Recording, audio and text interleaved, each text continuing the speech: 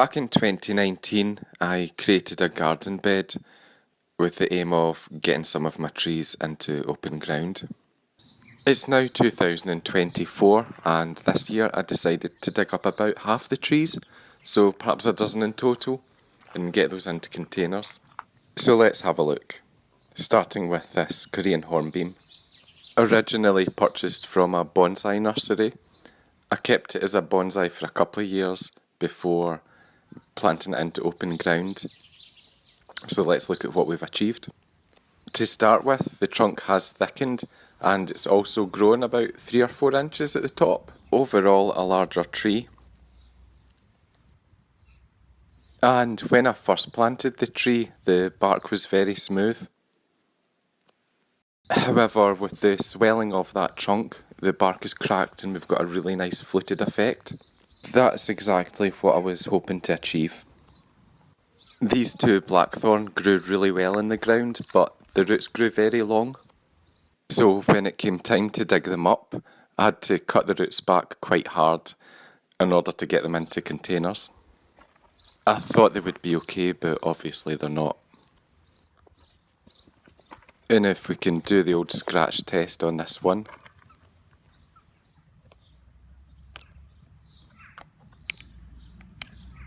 I mean, still not completely brown underneath, but just not looking good. It's one of the disadvantages of ground growing your trees is that you don't really have much control over the roots.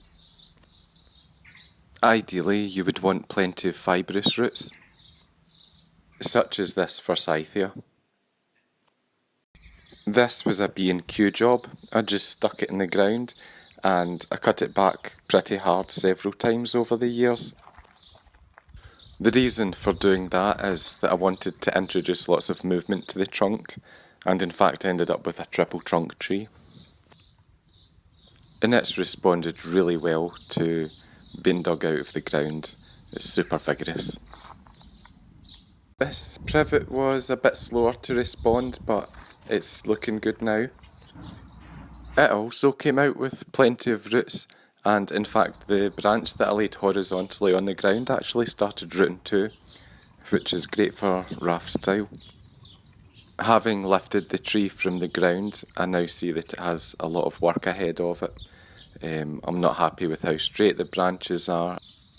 They all seem to be growing in the same direction, so I think this is going to need taken back quite hard. This berberis was just a cutting, and it seems to be growing better in the pot than it did in the ground. And next to it, a larch. This didn't grow as well as expected.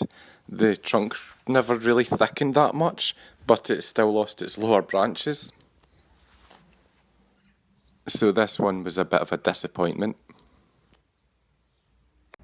Another conifer. This pine is the only evergreen tree that I dug up. I was initially concerned with the lack of roots it came up with, but since transplanting it's been doing fine. You can probably see I've been working hard to try and get lots of movement into the trunk. And it's still young and supple enough to be bent into shape. I decided to grow hazel simply because you never see these grown as bonsai. And there's no real reason why these wouldn't make nice little trees. This came up with plenty of fine feeder roots. It's got plenty of nice subtle movement and plenty of backbuds as well, so I think there's a lot of potential in this tree. This Japanese quince was just from a cutting. Obviously it needs a good trim back, although I usually just leave it for a year after digging up just to let it recover.